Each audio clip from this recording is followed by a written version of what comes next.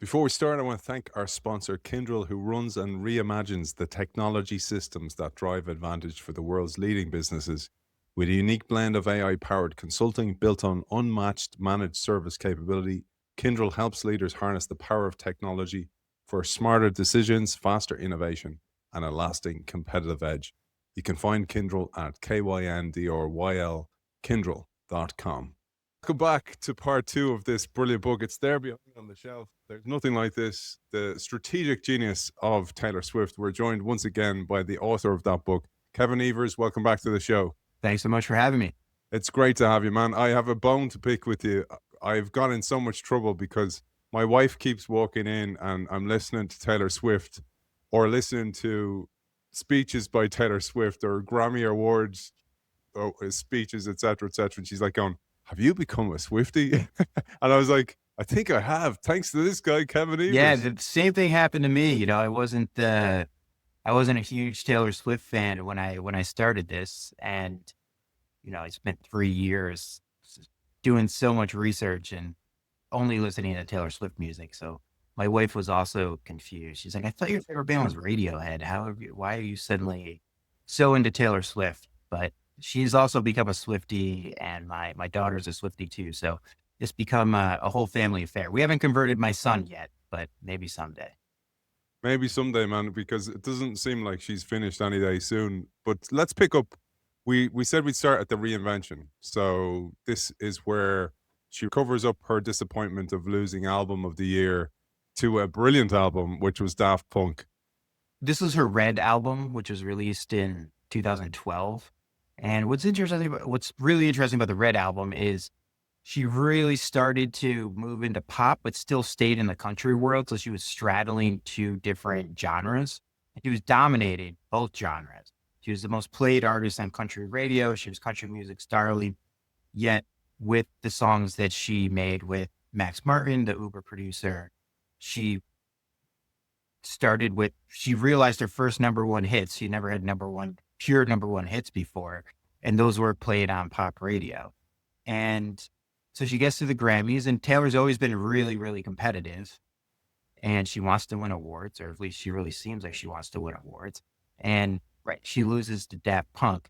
And this becomes like a pretty critical moment in her career because she took that loss very seriously. And it was that night where she said, I'm making pure pop music. I'm not chasing two rabbits anymore. I'm not going to do, 10 country songs and 4 pop songs. I'm going full on pop. And that decision really led her to a pretty massive transformation. As we know, most transformations in companies tend to fail. And you could say the same thing about the arts too. This is a pretty major business decision that she was trying to make. By just going pure pop, she was leaving all those relationships in country music behind, and country music had really embraced her. And this was a really risky decision on her part, but she managed to pull it off. The really interesting thing is when you think about somebody reinventing themselves, say it was you or I, it's easy because it's just us. Yeah. Maybe our family are involved in some way. But what you say here, Taylor Swift at this stage had become a machine, which meant that producers, promoters, engineers, all of them had to buy into the creative strategy behind this reinvention. And that wasn't so easy. No, there's three groups of people she had to convince. She had to convince her record label and her team that this was a great decision. She had to rally her collaborators around her to buy into her vision and to make a cohesive album, a pop album, and not make it sound like it's a desperate collection of, say, 80 pop tropes, right? She really wanted to create a sonically cohesive album, which isn't easy to do when you're working with a lot of collaborators. But I think most importantly, she also had to convince her fans that this was a right strategy, right? Because a lot of those fans had grown up really buying into Taylor Swift's authenticity as a singer-songwriter, and moving full on pop and not having those intimate country songs may really get in the way of that relationship she had with fans. And if you start with her record label very smartly said, well, can you just give us 3 country songs? Because from a business perspective, that made so much sense because she had conquered country music and pop music, you would think that the right strategy would be, well, why don't you just keep doing what you're doing? Like, wouldn't you rather conquer two markets than just one? And it wasn't like pop was such a bigger market, at least in the United States. I believe pop music accounted for about 16% of the total music market, and country music was 12%. So Swift was going from conquering both of those to potentially only conquering one, although pop music did have more global appeal. And in terms of her collaborators, it's really hard to get people to buy into a vision, especially when you're trying to transform yourself and your sound. But I think what really helped Taylor in this case is she wasn't just changing her music. She wasn't just replacing the banjos and mandolins with synthesizers. Like a lot of the reason for her transformation, or her reason for wanting to transform herself, was really driven by her own internal compass. Like she was in her early to mid 20s at the time, and so much was going on in her life. And we've all been in our early 20s before. We know that can be a very exciting but chaotic time. And she felt like she needed to move to pop music to really express those emotions and experiences too. And then when it comes to her fans, you know, I think she really, how do I put this? She really framed it as personal growth. And she talked to them very directly and said, hey, my life has changed. And I think my music had to change along with it. And she really made sure that they were comfortable with that transition. And she really spent a lot of time trying to explain that transition to them, where I think some other artists may have just maybe not had such direct contact with their fans. But I think since she did and she really explained herself, I think that eased the transition a bit. You have to give some credit to Borchetta as well for backing her, because he did ask for 3 country songs and she said no. You also then link it beautifully to the likes of Steve Jobs, which the famous saying, courage, focus means saying no to a lot of things in order to focus in places where you have to back your own convictions. And you write a lot about that. But for the release of 1989, which is this pop album, she used a technique that is called entertained uncertainty. I thought we'd share that with our audience because it will link to their own work, not their Taylor Swift listening, but certainly their own work in business. Yeah. What I think probably a lot of listeners know that Taylor drops hints and clues. She does this pretty frequently, and her fans start to speculate, and it builds all this hype within the fan community. And then that spreads to other people. Then eventually the mainstream media catches on, and it just becomes a hoopla of anticipation about what she's going to announce or what's coming next in Taylor Swift's career. And she did this with 1989, which is the record we're talking about, which was released in 2014. It was a big transition to pop. And she didn't announce that she was going to have a new album, but she announced that she was going to do this live web stream at the time, which it was called. And it was co-streamed by ABC and Yahoo. And I think her fans knew that something big was coming, yet she still left it really open-ended. And I think this is the key to understanding how Taylor builds so much anticipation within her fan base, is she gives her fans enough information, especially when it comes pretty close to when she's going to make an announcement. And so her fans really begin to speculate, they create their own videos, they talk to each other online, but there's still reasonable doubt that it could be a new album. I think that's the term, which is called entertained uncertainty, where think about when you watch the Titanic. Well, you know that the ship is going to hit the iceberg, yet we still watch it trying to figure out how exactly is it going to hit the iceberg. Well, we really watch it for the story. And that's what Taylor does so well too, by dropping all these hints and clues, is she gives her fans enough information where they can really speculate about what's going to happen, but she leaves just enough doubt where it leads to this anticipation. But once she actually announces it, fans feel really happy because they essentially guessed what was going to happen. That sequence in the book. So at this stage in the book, you talk about how she really led the audience with her own story, sharing her story, bringing them on the journey of her own life. She got some criticism for that, but it reminded me a lot of what Jeff Bezos, when he was CEO of Amazon, did with his letters to the shareholders, in a way telling Wall Street what was going on. Look, you're not going to get your dividends paid back. We're in this for the long term. Yep. Really leading how an organizer, how her fans thought about that. And I have to quote this, man. Beautiful quote that you shared in the book was actually Bezos's last letter as CEO of Amazon.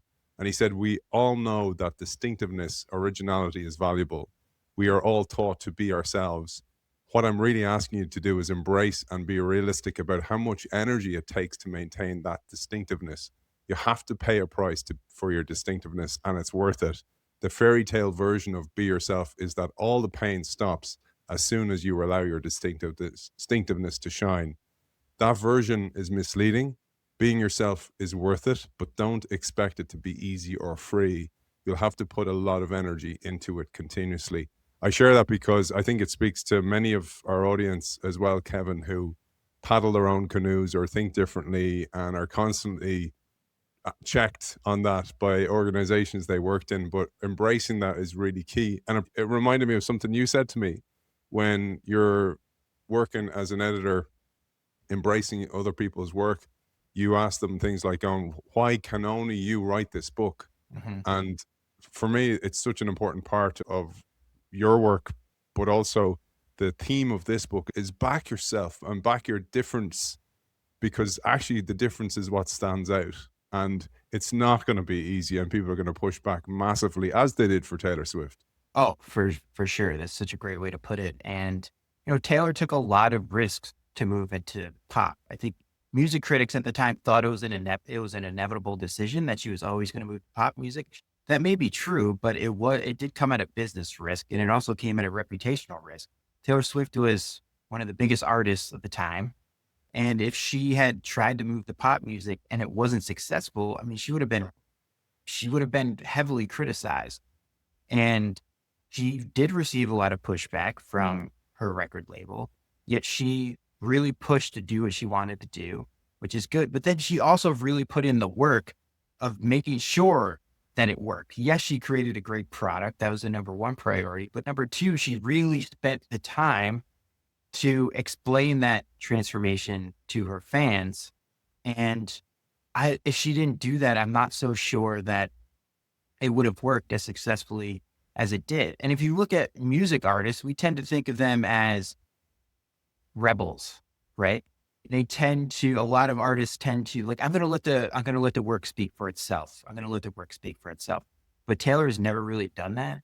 I think, although it may be uncool to have a live stream and to explain your decision making as if it was some, Apple keynote or a TED Talk, I think in this case, it really worked successfully. There was a lot of other artists at the time who were trying to experiment with releasing music in novel ways to catch people's attention, but Taylor decided not to do that. She decided to really have that direct communication with her fans, and it worked. So was it uncool? Was it a really rock star punk rock thing to do? No, but from a business standpoint, I think it was the right decision. And I think the results speak for itself. 1989 at the time was her most successful and most popular album. So now we're in 2017, and she starts getting slammed for theories of inauthenticity. So I didn't notice, I was telling you before, like I have no idea of this pop culture stuff that's going on in the world. People often ask me, Kevin, how do I get time to read, etc. That's why I don't engage in any of that kind of stuff. And it's not a criticism of it, just you have to make choices. But I missed all this stuff, and I certainly missed the second Kanye incident, and I didn't even know about that Kanye song. So I'll let you fill in this. There's one quote, I'll just lead with it, and it's Mark Twain: "A lie can travel halfway around the world while the truth is putting on its shoes." That came to mind because this is what happened. Right. Taylor Swift has received a lot of attention and positivity around the brand that she's built, which you could argue is built that authenticity, right? As this super relatable person. She seems more of a person that you go to brunch with than some huge superstar, and that's contributed mightily to her success. But there's also a negative to building your brand around authenticity, is that a lot of people may think that what you're doing is actually inauthentic. And Taylor has always received those criticisms. And I think a lot of her critics thought that this is all a construct, right? She's not really that nice. It's all a front. And Kanye West comes into the picture again in 2016. He releases a song called Famous, where he calls Taylor Swift a bitch, and her fans get very upset. Kanye comes out and said, hey, actually, I called Taylor and I got permission for this.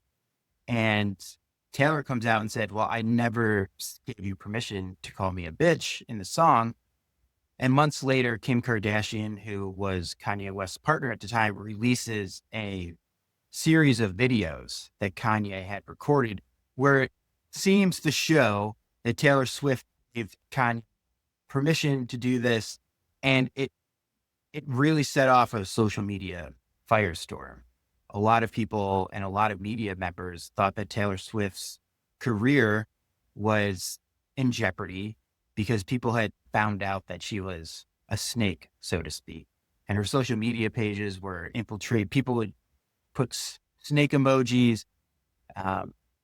Thousands, if not millions of people were doing this. And it became this huge issue. And Taylor thought that she herself thought that her career was potentially ending, which sounds extreme, but a lot of music is driven by network effects, by social influence. And I think Elvis realized this, where he said, I'm afraid that the light's going to go out just as soon as it went out, because it does seem very mysterious of how thousands, if not millions upon millions of people just suddenly flock to a certain artist. And it seems like that is a very tenuous situation. And if you have a huge movement that's saying that Taylor Swift is a snake and she's inauthentic, and you've built your career on that authenticity, well, that can be a huge problem. And in Taylor's mind, and she's talked about this multiple times since then, she was really worried that her career could be in jeopardy. And as she says, I thought the moment of backlash was going to define me negatively for the rest of my life. And I looked at the video, Kevin, as well. There's a long form. Somebody uploaded the video of the whole conversation. I don't know how it got out there, because supposedly Kim Kardashian recorded it, but the whole video got out there. And she actually asks him, I thought you were going to call me a bitch or something. And he laughs nervously. He doesn't tell her. Yes. So that is a good point, right? Because Swifties tend to get after me about this when I don't say this, is that those initial videos were heavily edited. The full video did come out years later. And you're right. The full video does show that Taylor Swift actually wasn't lying, right? She did give him permission, and she did say, oh yeah, no, this is fine. But he was not completely honest about what he was going to say in the song. And he did not say that I'm going to call you a bitch. And that's exactly what he did. And so when that initial video came out, it seemed like Taylor was like, oh no, this is great. You're totally fine. And then once her fans got upset, the feeling was she basically stabbed Kanye in the back. But then it turns out that actually wasn't the case at all. And Kanye was, let's be honest, was manipulating her. And this is the second time that Kanye has done something like this to Taylor Swift. Yet at the time, Kanye wasn't doing all the crazy stuff that he's doing today. And people thought of Kanye in high regard. And they turned on Taylor pretty quickly. And eventually the Kardashians as well got a bit of comeuppance, a bit of karma as well, because she released the video on her own social media and on, as you told us in the book, Keeping Up with the Kardashians, which was a real low blow as well to somebody else. And surely the Kardashians know what that's like to be basically judged on social media. But she comes back, thankfully. So 403 days after Kardashian posted her edited Snapchat video, she released the single Look What You Made Me Do. And this was the first single from her 6th studio album at this stage, which was inevitably titled, as you say, Reputation. Yeah, Taylor had a choice, right? She went away, and she could have decided with her next album she could have moved in a more pop direction. She could have decided not to really tackle the controversy, but she decided to tackle it head on. And she made art out of all of this bad news, all this bad stuff that was going on around Kanye, right? And I think this is something that Taylor's always done, where she takes that criticism and she turns it into storytelling, right? She turns it into music. And rather than coming out and complaining about it, she essentially has multiple diss tracks on that Reputation album.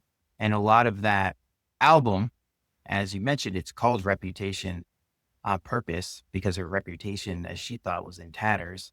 And that was a pretty ballsy move on her part to fight back so vehemently, but to do it through her music. So at this stage, I want to tie it back. Kevin in the book constantly brings this back to business speak as well. I'm drifting a bit here, man, because I've become a Swiftie, but you talk about how an organization has to deal with those moments where, in a way, their reputation is revealed to be not what they say Right. it is, etc. And sometimes an artist will do crazy stuff and go way off track. And there was a little bit of a feel about this album, Reputation album. But at the time as well, just to bring people into the storyline, her contract with Big Machine, her first and only label, was expiring, and she had to decide, does she place her faith with Scott Borchetta, who in a way took a punt on her in the early days. I know she took a punt on him, but he was starting the label. And there was rumors for a long time that at this stage he was going to sell the business, that he had it up for sale for quite some time. And just to give you one last piece here, is that also at the time she had been considering the frustration of not owning her masters. And I'll let you describe what that is to our audience as well, for don't know what masters are. So this was a major decision for Taylor because she had signed with Scott Borchetta when she was 15 years old. And as we'll talk about, Scott Borchetta is persona non grata in the Swift community at this point. That relationship has frayed, but let's be honest, it's one of the most interesting and fascinating relationships in music industry history. When he had started his label from the ground up, and she was one of his first signings. And I don't think Scott Borchetta and Big Machine would be as successful without Taylor Swift. And you could argue that Taylor Swift may not be as popular without Scott Borchetta. So Taylor had a decision. Her contract was up. Should she re-up with Big Machine, or should she go in the open market and sign a contract with someone else? And a big part of these negotiations was her master recordings. And the master recordings are the actual recordings of the music that she has recorded. And a lot of artists don't own their master recordings. The music labels own them. And I understand why, because music labels take on a big risk initially to sign an artist. And with those master recordings, they can make money over the long term, right? They can decide how that music is distributed. And if it goes on streaming or other services, they are going to make money off of that album, even if it's 15, 20 years after they initially signed the artist and that album came out. But Taylor really wanted to own those master recordings. And I understand why. I think, yes, a lot of artists want to own those master recordings, but I would say she had a special claim to those recordings because yes, she was a musician, but she'd also spent so much time building up her fan base and building a personal brand. So I can see why she felt more ownership over that music and wanted more control over that music too. It was essentially about control. If Taylor owned her master recordings, then she could decide what to do with her music, right? She didn't have to listen to anyone else. She didn't have to get permission from anyone else. And so Scott Borchetta was also in a really interesting position here because Taylor Swift represented, there's different numbers. I talk about this in the book, but close to 30% of Big Machine's revenue. And obviously he didn't want Taylor Swift to walk away, yet giving up the master recordings would have been an issue too. And so he was in a really tough position. Eventually he did decide to give her the master recordings. And so Taylor had a choice. She could really go back with Big Machine, or she could go to a bigger label. And ultimately she decided to leave those master recordings behind and to sign up with Universal Label Group, which is it still is one of the biggest labels in the music industry. And as she told Scott Borchetta in a text message when she signed with Universal, she said, I had a choice between choosing my past or choosing my future. And I think knowing me, you know which one I chose. So she chose her future. And I think a big reason she signed with Universal Label Group is Universal Label Group had way more of a global imprint, right? And Taylor has always been popular in the United States, in the UK, in Australia, and New Zealand. But I really think that because of streaming the music industry is becoming much more global, I think it made sense for her to go to Universal Music Group so she could expand her global appeal. And we'll talk about streaming in the moment because myself and Kevin were talking off air about the shifts in the landscape becoming a digital landscape and actually what that did to the whole industry and how an artist had to behave. And before we do, I just wanted to talk a little bit about this because a couple of things came up for me here. One was if you rewind back to that huge shift to record 1989, which was our first full on pop, electro pop kind of based on the 80s, there's very much 80s theme through it.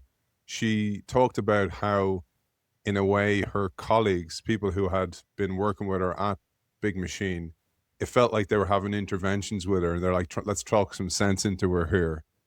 And later on, she talked about, and you quote her in the book saying, the molecular chemistry of Big Machine was that every creative choice I wanted to make was second guessed. Yes. And at the time, she was overthinking albums. Now, I thought about that and I was like, that's kind of what happens to people who are creative inside an organization. They're almost gaslit and made think you're thinking crazy here. Yep. And it's very frustrating then when actually what you thought of is done by a competitor or a startup and you're going, that's the thing I was talking about. Yep. And in a way, she was going through her own version of this at the time. And it was reason she went to Universal as well. For sure. And, I sympathize with that. And we don't know details of what was actually going on behind the scenes, but that quote that you said is really telling. Yes, Taylor is a great business mind and she makes great decisions and her fundamentals are extraordinary. But I think deep down, if you had asked her, if we were in a room with Taylor Swift right now and no one knew who she was and we had to introduce ourselves, the first thing she would say is, I'm a singer-songwriter. Like she really is a creative at heart. And the fact that she felt like she was being questioned, the fact that she was second guessing her decisions was, that really had to, I mean, this was a long relationship, right? This was over a 10-year relationship. And when she started off, she was 15, 16 years old. So that also had to make the relationship complicated because if you're bringing up an artist who's 16 years old, if you're the founder of the record label, I mean, you're probably taking on a more parental role. You're really showing her the ropes. And it might be hard to transition once that artist becomes 25, 26, 28 years old and is really smart and really knows what she wants to be as an artist. And the other thing to keep in mind too, Big Machine was really a country music label and Taylor was increasingly moving to pure pop. And I think she decided that I don't need my choices continually questioned. Now, what's interesting these days is even though she's working at Universal Label Group, she's co-producing her albums as she always has, but it's really her team that's developing the music. It's not Universal Label Group. Universal Label Group is really the distributor of her music. And of course they do have some creative say, but it's really Taylor and her team that are bringing finished albums to Universal Label Group. And then Universal Label Group is determining their promotion and marketing strategy and distribution strategies. But Taylor is increasingly doing things in-house and is using music labels in different ways than most artists do. So we're at 2019 now, April 2019, and the Big Machine sale is dragging on. But and this must have been a tough decision. She released Lover, this album Lover, and it had a lead single, Me, which was essentially, as you say, an unconditional self-acceptance song. But this also led into the sale of Big Machine, and he sold it for a staggering $330 million to Ithaca Holdings, who was owned by this guy, Scooter Braun. And he was a college dropout who went on to guide the careers of people like Bieber, Ariana Grande, and Kanye West, her nemesis as well. But interestingly, in that sale as well, we knew, back to what you said from the early days, that Swift came from a wealthy family that really supported her, hence moving to Nashville. Her dad had invested in Big Machine, and he made 15 million from the sale as well, which is an incredible kind of backstory behind this. He did, yeah. So there's all these rumors that Taylor's dad bought her way into the music industry, which I'm sure happens occasionally, but at the same time, it doesn't make much sense because Scott Borchetta started his own label and he needed Taylor Swift. Yes, he needed funding, but he also needed Taylor Swift to be a huge success. And you can't really buy your way in the music industry that way, because the only way you can be successful in the music industry is if millions of fans like your music. And that really has nothing to do with money. But her father, Scott, worked in finance, was like really shrewd with finance. And he did invest initially in Big Machine. I can't remember what the initial sum was. I think it's for hundreds of thousands of dollars. And he was only one of a few shareholders of Big Machine. And so once Big Machine sold, he did make a pretty hefty profit, which I believe you quoted was around $15 million. So that's an underreported, really interesting wrinkle in this story, because Taylor came out after that sale and was really angry because she knew that Big Machine would be sold eventually. And she knew that her masters would be sold along with it, but she just did not agree with who they were sold to, which I can understand because this is her life's work. And then all of a sudden your music is sold to someone who you think has worked with your arch nemesis, Kanye West, in the past. And if you don't feel like your music is in a place where people will really be a great steward for that work, I can understand how that would be extremely frustrating and upsetting, despite the fact that her dad made a ton of money off of the sale. But Braun flipped it quite quickly and made a fortune out of it. Yeah, because I mean, Taylor came out and was really, really angry. The day that it was announced, she released a letter on her, I believe it was her Tumblr or Instagram page, and did not mince words, was really, really upset. And of course, her fans rallied behind her, and it led to a lot of really negative PR for Scooter Braun. So Scooter Braun decided to, to sell Swiss Masters to someone else. And what's interesting about that too is that Taylor did try to buy her masters back from Scooter Braun, her and her team, and they were in negotiations, but Scooter Braun ultimately decided to sell those to a subsidiary of Disney. Was it Disney? I didn't know it was Disney. Shamrock Holdings was the company, yeah. Yeah. So her next album, so she's with Universal here. It's a miss by her standards, and that's important. By her standards compared to the bar she had set. So this was coming after the album Lover. And on top of this, her market share was shrinking. So it looked like the end for Taylor Swift. It looked like this was a bad move. You talk about how this happens sometimes when you move to a different company, which we've all experienced. Happens in sports. It happened myself, where you go to a different team, doesn't really work, and you lose faith in yourself. And it's the start of the end. It's the beginning of the end. So people thought that this was it. She had got to a very good place. And you link it here to the term premium position captivity.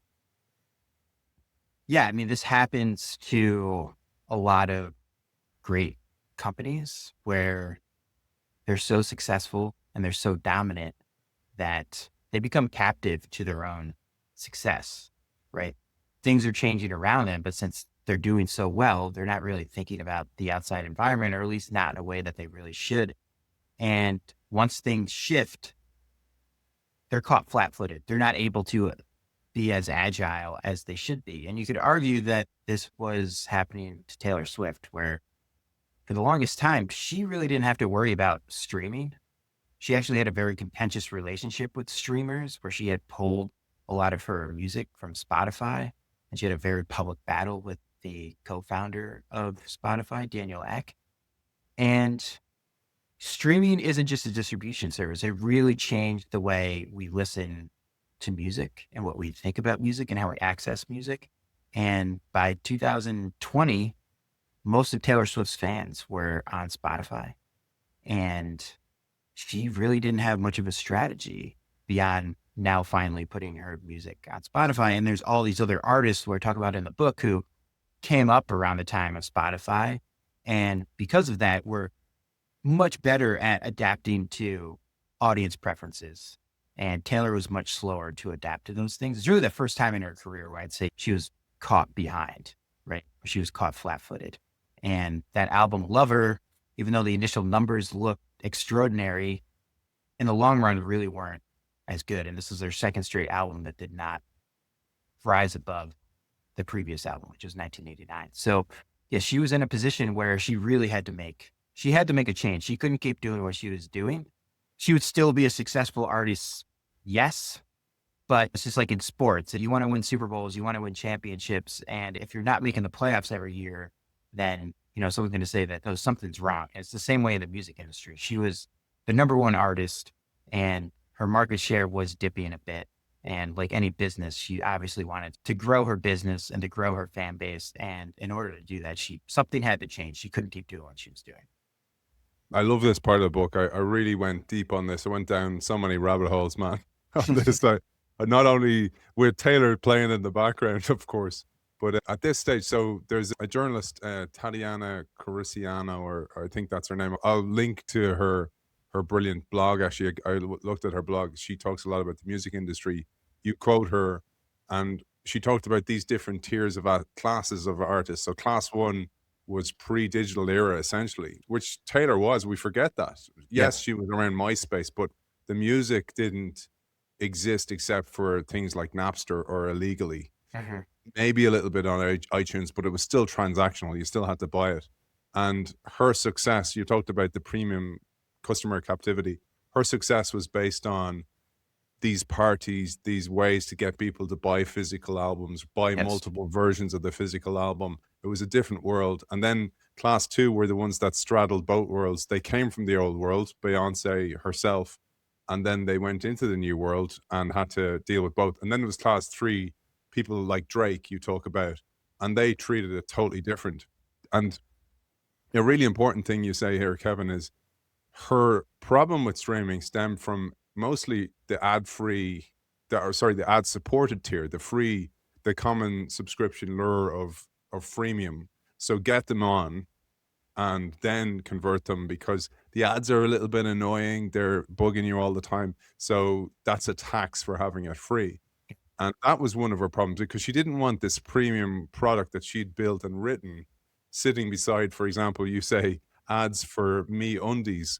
Yeah. Yeah, for sure. This Yeah. was a huge challenge. Yeah. I mean, yeah, there's a value problem here. It's like you don't want your music being interrupted by ads. But there's also like a big economic reason why Taylor was resistant to put her music on streaming, at least initially.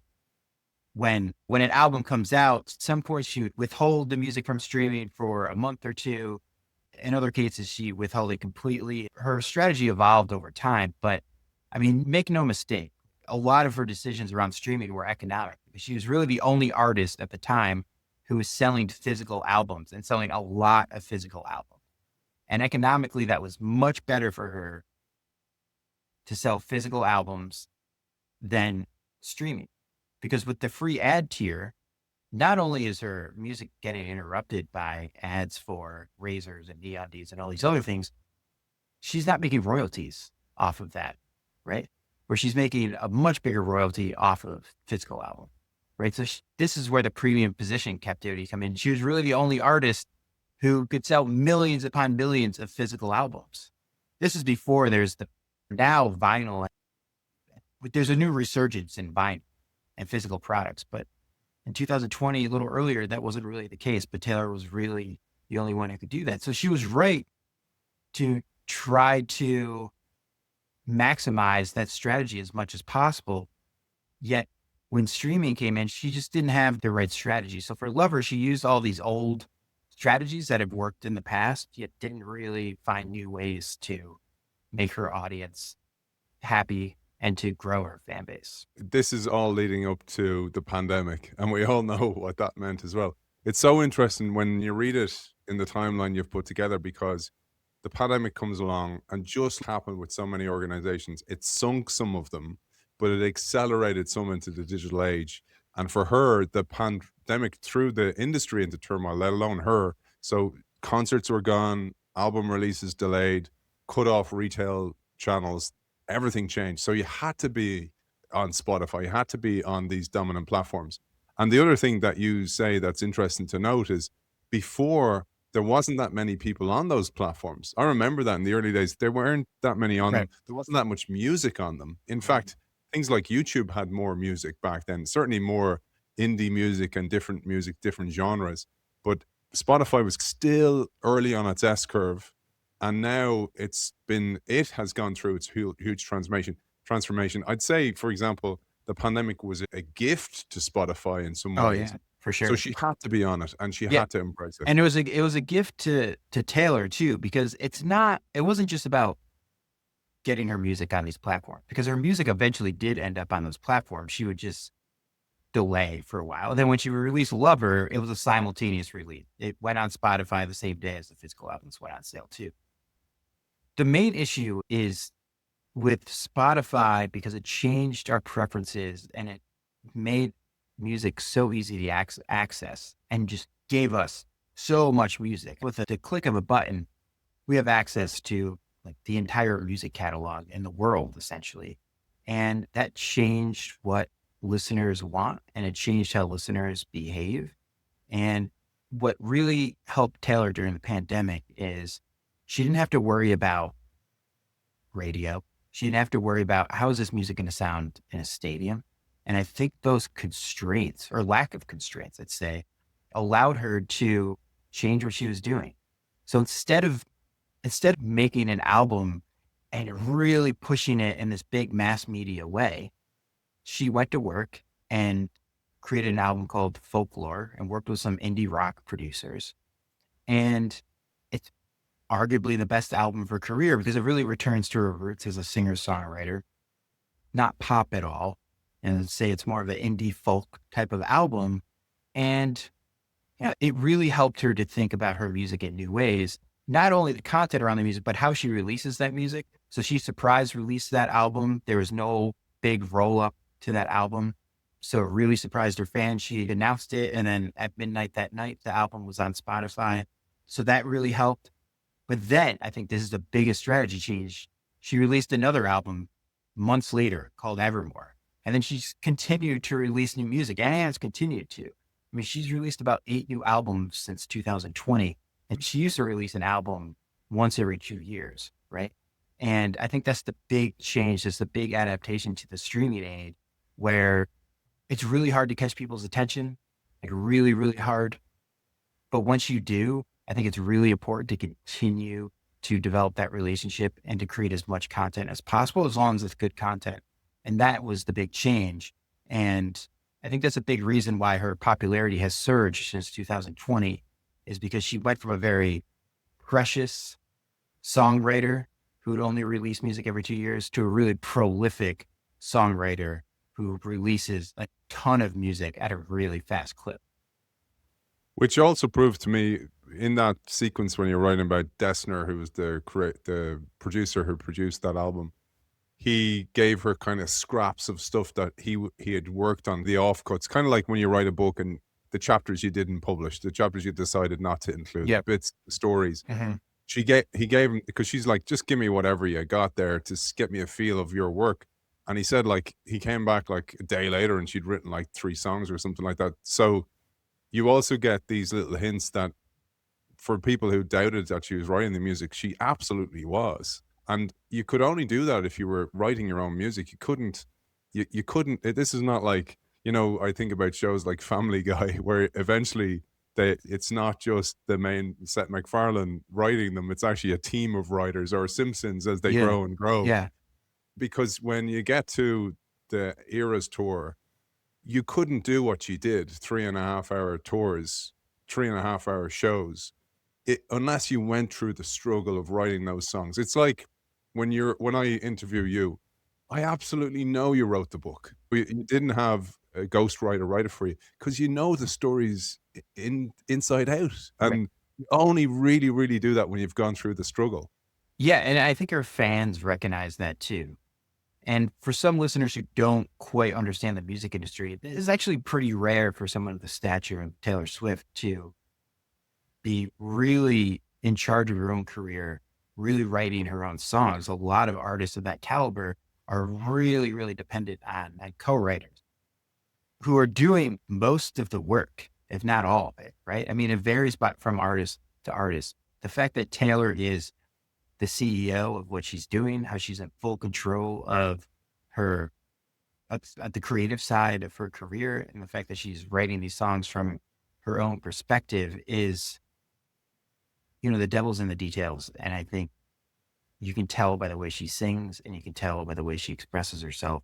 And I think that's, one of the many reasons why she's able to have such a deep connection with her audience while doing this, while changing in some cases like pretty dramatically from album to album, right? I mean, from Lover to Folklore, that was a huge transition. Lover was a big bubblegum to pop album. Folklore was more of an indie rock album, which is a big shift for her.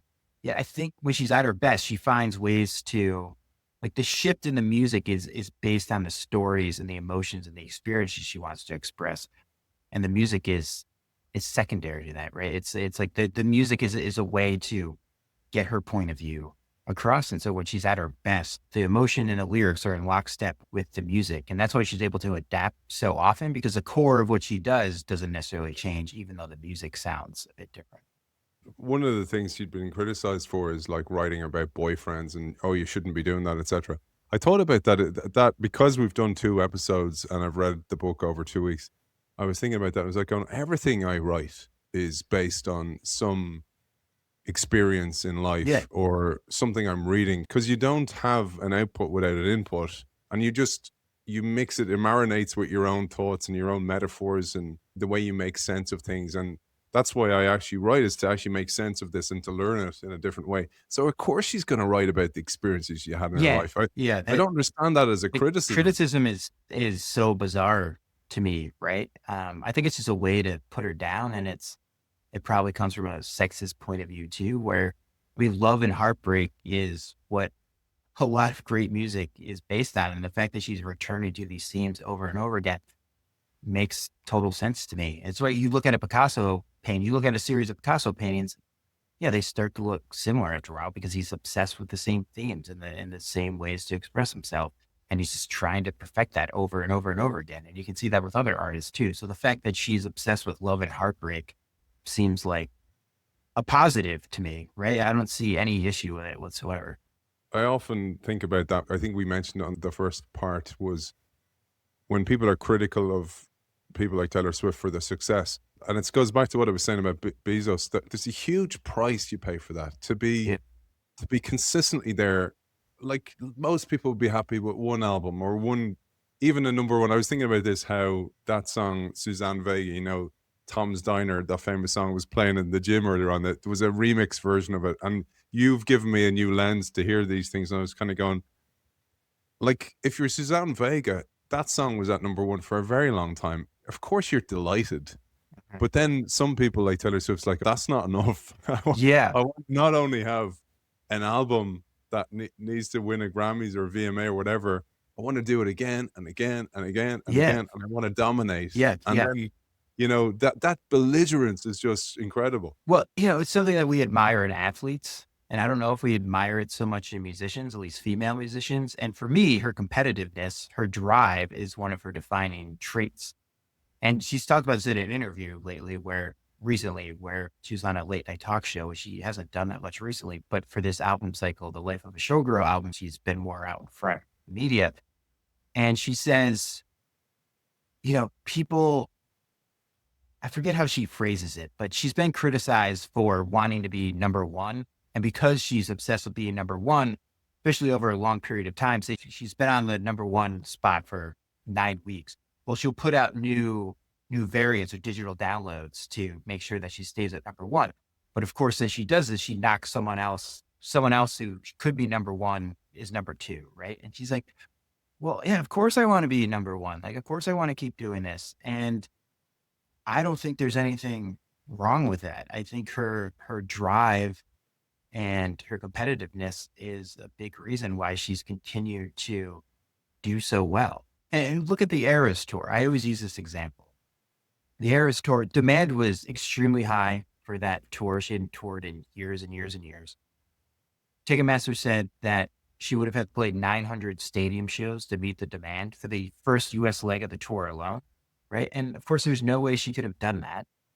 And she didn't have to, because the demand was so high, she didn't have to play a 3.5-hour show. She didn't have to play a set that was 44 songs. She could have played a 2-hour greatest hit show, and I think her fans would have walked away and they would have been joyous. But instead, she plays 3.5 hours. And I think part of that is her competitiveness. right? She knows that she wants to put on the biggest show possible and will stretch the limits of the physical limits and emotional limits of what she's able to do. But it also shows that she's fan obsessed too. I think she's obsessed with setting those high expectations, but then exceeding those high expectations for her fans. And even though it comes at great cost to her, physical cost, emotional cost, and economic cost, putting on a 3.5 hour show is much more expensive than putting on a 2 hour show. Yeah, I think she understands that those concert moments are huge conversion events for casual fans who go. Like they'll be lifelong Taylor Swift fans, but it's also a way to really strengthen the bond among her fans. And so putting on the biggest show possible, really going over the top and doing a 3.5 hour show is a way to build loyalty and passion in her fan base. But she's the most successful, famous person, most popular artist in the world. She doesn't have to do those things, but she continues to do that. And that's just that's her competitiveness and her drive, right? Where I think a lot of people would get to that height and maybe they'd get a little, I mean, not necessarily complacent, but maybe they just, they just do the job that they're supposed to do and maybe exceed expectations a little bit. But I don't think many artists would be willing to go to such great lengths to exceed, which are pretty high expectations to begin with. And the physical toll of that is massive. Because I've been looking at Taylor Swift content on my YouTube, my algorithms all over the place is going, what happened to you, man? Yeah, that happened So to me when I was writing the book too. The algorithm was just very, very confused. It was, yeah. yeah, it was like, oh, this is unlike you. I felt judged, but a piece came up about the athletic comparison to her tour. So she was touring for it was like 400 days or something, wasn't it? It was crazy Yeah, amount she of ended road. up playing 149 shows across the globe, which spanned about 2 years. Yeah. And so in many cities, she was playing 3 nights in a row. So it's Friday, Saturday, Sunday. So at 3.5 hours a clip. She was on stage for about 10 hours each weekend. And you can imagine also the rehearsals, the dancing, because like again, I know this from you, and then checking the videos to see it live, is that the sets were extravagant as well. It wasn't a case of, oh, let's do this as cheaply as possible. The sets were for each era, not only a costume change, but a stage set change Mhm. to mirror that. But there's a couple of things, Kevin, I just wanted to share before we ended to bring it back to the business thing. I thought this was a really important thing. You mentioned this term attention inflation. And essentially, you say in the book, as our consumption becomes more unfocused, its value decreases. In other words, we rarely give a piece of content our undivided attention, Yeah. which devalues the attention we do provide because we engage with the content only half heartedly. For those of you listen to us, listen full heartedly. For Yes. labels and artists, the impact of attention inflation has been profound. Music listening has become increasingly passive. The Mhm. initial buzz around new releases fades more quickly, Yeah. and it's much more difficult to generate a wave of enthusiasm and support for an artist and their Yeah. music. In Yeah. effect, deeply engaging listeners is harder than ever before. And this is where I wanted to link it back to something you said. Because Taylor was a class one superstar and she understood the old world, she was able to pull off this transition. And she was the queen of reinvention here because she used the skills she'd learned in class one to really navigate the transition to become now what she really is, a class three superstar.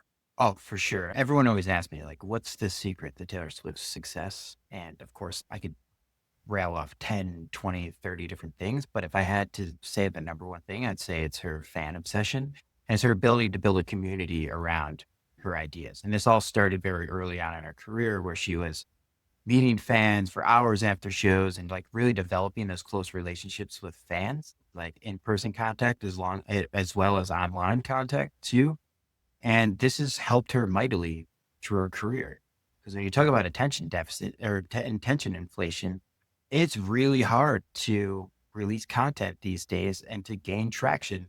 A lot of digital companies, even media companies, are really struggling with this today because for the longest time, you could put out content and you would get great reach on the internet, but the internet is really becoming a pretty niche places and people are congregating in smaller communities. And because of personalized algorithms, the content that we're getting is really personalized to us. And Taylor, I say more so than most other artists, has realized that yes, her music is important, right? I think the quality of the content is really important, but probably what's more important is building that community, because that's really how your ideas spread more widely, but also more deeply. And this is something that she's done extremely well. Now that you're in the Taylor Swift algorithm, I'm sure that you've seen this on Instagram or TikTok, where the fan community is extremely vibrant, and fandom used to happen on the far reaches of the internet, right? It was fandom happened in a vacuum, but that doesn't quite happen anymore because of these algorithms that send us content. And even if you're a casual fan, you can really take part in the super fandom and learning what all these fans are saying about her music and her relationships, etc. And Taylor does a really good job of igniting that flame in her fandom, which is, I would say, the number one reason why she continues to be one of the most, if not the most popular artists that we have these days. The last thing I'd love to finish on is a beautiful way to describe her, because I saw this myself reading it. I was essentially off air just how incredible, her incredible drive, her strategy, her bounce back ability. There's a couple of quotes I pulled here that I absolutely loved. There was from the song New Romantics. She said, "Cause baby, I could build a castle out of the bricks they threw at me." I Yeah. love that. But she really built an empire, not a castle. But this one I loved, and this was from the Era's docu-series. She said, everyone's jealous of what you've got. No one's jealous of what you had to do to get it." Yeah. And that's the piece for me. I always say that about people who are in the spotlight. How can that be easy? Yeah, you have to really commit to that level of lifestyle. And I'm sure so many people who are there kind of going, "Oh, I don't know if I do it again because I have no privacy. I'm in the spotlight, especially with social media." But ultimately, what she built, you say, if you ask Swifties to describe her, they'll say stuff like extraordinary, rebellious, strategic, groundbreaking, prodigious. But mostly you say it's Nassim Taleb's anti-fragile. Yeah. It's such a great term for her. Where I look at anti-fragile, it's a step up from resilience, right? When we think of resilience, it's, oh, I got through a really tough time and I made it through. But anti-fragile is, not only did I make it through, but I actually came out stronger than I was in the past. That Taleb uses the metaphor of a candle in a wind. Sometimes the wind will extinguish a flame, but there's other times when the wind will make that flame much stronger. And he says that you want to be the candle and wish for the wind. And that explains Taylor Swift to a T. She's gone through so many struggles. She's gone through so many challenges, so many different changes in the music industry. And yet she finds a way to not only get through those challenges, but to grow stronger as a result, right? I mean, this is 20 years in the making. I think it's really rare for an artist to not settle into being a legacy act, right? To remain the most relevant artist, the most popular artist 20 years into their career, and to grow their fan base over time is a pretty extraordinary achievement. And that's because she's anti-fragile. She has found ways to grow despite the difficulties and changes around her. Beautiful. And the thing I really thought at the end was, because of that Eras tour, that could have been really the finale. It was like showing the back catalog. But that made so much sense to me when she'd re-recorded the back catalog, because it brought it all together and it was all live at once. And I was kind of confused when I've heard some of these songs on the radio and stuff like that when you pass by coffee shops. Sometimes my wife's listening to something, and I just thought, like, I had no idea of the timeline. Certainly that it went back so far with all these number ones. I just thought it was all kind of recent. And then I was like going, well, maybe I thought that because of her strategy with streaming, because it seems like it's just this body of work, this oeuvre that's constantly going, Yeah. and she's dominating the Billboard charts. Yeah. I mean, it's probably the most extraordinary thing about her career is that she hit that plateau in 2019 with Lover. I mean, a plateau, I think any artist would kill for the results of that album. But if we're comparing Taylor Swift to Taylor Swift, she was in a plateau. But her ability to just like radically pivot from there, and like all the music that she's released since, and the way that her popularity has surged, even though she was the biggest artist that one of the biggest global artists that we have, it was really something that I wanted wanted to explore, right? And I think this is what's pretty unprecedented about her, is that now 20 years into her career is she's found a way to increase her relevancy and increase her popularity. Because the Eras Tour grossed over $2 billion. It's the highest grossing tour of all time. And that number, $2 billion, sounds like a lot, but in some ways it shortchanges the impact because she really didn't overprice her tickets. A lot of people think that she did, but she really didn't. I think considering the demand for those tickets, they were reasonably priced. And I think she could have milked much more money out of that tour than she did.